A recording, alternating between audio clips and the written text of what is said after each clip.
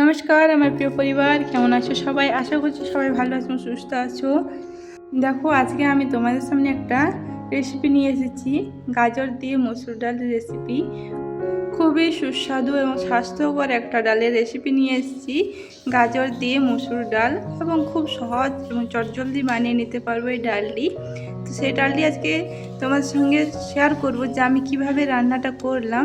তো চলো রেসিপিতে যাওয়া যাক। দেখো, এখানে আমি মসুর ডাল ধুয়ে নিয়েছি, একটুখানি ভিজিয়ে রেখেছি 5 মিনিট মতো। আর এদিকে দেখো, দুটো গাজর ছোট ছোট করে কুচি করে নিয়েছি, একটা ছোট সাইজের পেঁয়াজ কুচি করে নিয়েছি, একটা টমেটো, 3-4 কোয়া রসুন কুচি করে নিয়েছি, আর নিয়েছি একটা কাঁচা লঙ্কা। এখন কড়াই গরম করে দিয়ে দিয়েছি সরষের তেল, আর ফোড়নের জন্য দিয়েছি গোটা জিরে আর একটা তেজপাতা। তো দেখো, তেজপাতাটা একটু ভাজা হয়ে গেছে আর জিরেটাও একটু ভাজা হয়ে গেছে। এখন আমি দিয়ে দেব কুচি করে রাখা রসুন। রসুনটা দেওয়ার পর একটু ভালো করে নাড়াচাড়া করে রসুনটাকে ভেজে নেব।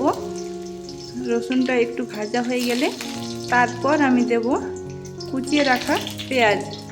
রসুনটা দেখো ভাজা হয়ে গিয়েছে, এখন দিয়ে দিলাম কুচিয়ে রাখা পেঁয়াজ। পেঁয়াজটাকে একটু নাড়াচাড়া করে একটু ভেজে নেব, খুব বেশি ভাজার দরকার নেই, একটুখানি ভেজে নেব। তারপর পেঁয়াজটা ভাজা হয়ে গেলে এখন দিয়ে দেব কুচি করে রাখা গাজর। তোমরা চাইলে গাজরটা গ্রেট করেও দিতে পারো, সেক্ষেত্রে ডালের সঙ্গে পুরোপুরি মিশে যাবে। আমি একটু ছোট ছোট করে কেটে নিয়েছি। তো গাজরটা একটু ভালো করে নাড়াচাড়া করে ভেজে নিয়েছি দেখো। এরপর দিয়ে দেবো আমি কুচি করে রাখা টমেটো। গাজরটা একটু ভালো করে নাড়াচাড়া করে ভেজে নেওয়ার পর দিয়ে দিলাম কুচি করে রাখা টমেটো। এরপর টমেটোটাকে নাড়িয়ে নিলাম গাজরের সঙ্গে। তারপর দিয়ে দেবো আমি আগে থেকে ধুয়ে রাখা মসুর ডাল। মসুর ডাল দিয়ে দিলাম। এরপর আমি ভালো করে নাড়াচাড়া করে নেব।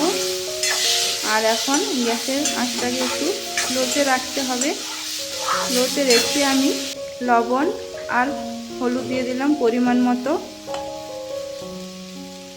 এরপর দিয়ে দিলাম একটা কাঁচা লঙ্কা।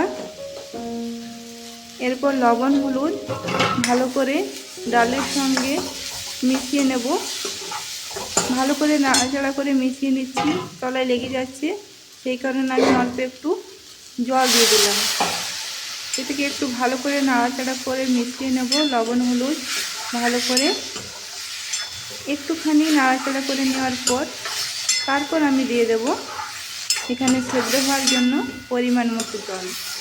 এখন কিন্তু জল দিচ্ছি না, একটু ভালো করে নাড়াচাড়া করে নিচ্ছি, কষানোর মতো করে। যেটুকু জল দিলাম সেই জলটা যাতে শুকিয়ে যায়, একটু কষা কষা করে নিচ্ছি। কষাতে হবে না, ঠিক একটু নাড়াচাড়া করে নিলাম। এরপর দিয়ে দিলাম জল। এরপর যতটা জল লাগবে ডালটা সেদ্ধ হওয়ার জন্য, গাজরটা সেদ্ধ হওয়ার জন্য, ঠিক ততটা পরিমাণে আমি এখানে জল দিয়ে দেব।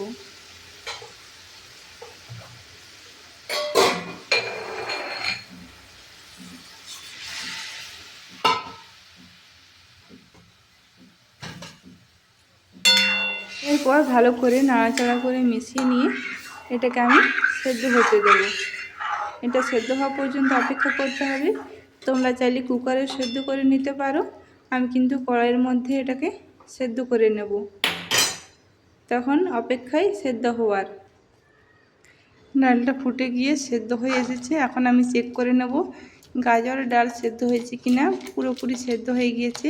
এখন আমি হাতার পেছন দিকটা দিয়ে একটু এভাবে ঘেটে নেব।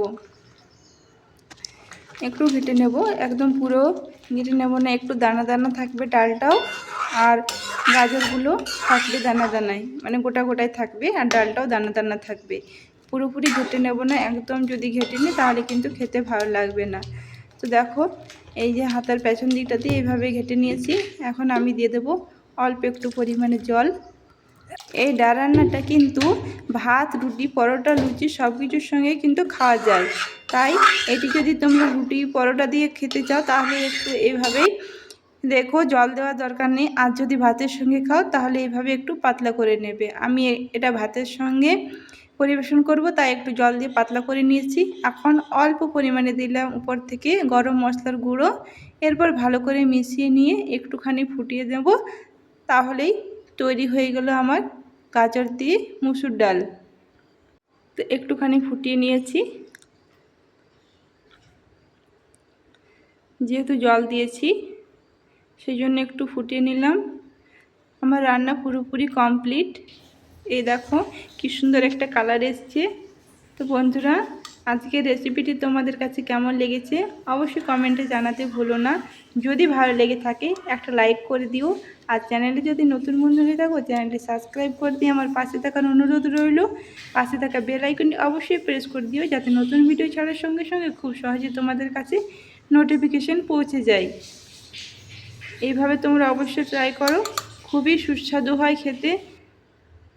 এই ডাল দিয়ে কিন্তু ভাত খাওয়া হয়ে যাবে, আর কোনো সবজি বা কিছু লাগবে না, এতটাই টেস্টি হয় এই ডালটা। তো তোমরা একবার ট্রাই করো, আশা করি ভালো লাগবে। তো চলো বন্ধুরা, আজকের ভিডিওটি তাহলে এই পর্যন্তই রাখবো। দেখা হবে একটি পরবর্তী ভিডিওতে। ততক্ষণে সবাই ভালো থেকো, সুস্থ থেকো, সাবধানে থেকো। কমেন্ট করে কিন্তু জানাতে ভুলো না আমার রেসিপি তোমাদের কেমন লেগেছে। তাহলে আজ এই পর্যন্তই বিদায় নিলাম, দেখা হবে একটি পরবর্তী ভিডিওতে। টাটা। আমার সঙ্গে থেকে ভিডিওটি শেষ পর্যন্ত দেখার জন্য জানাই অনেক অনেক ভালোবাসা।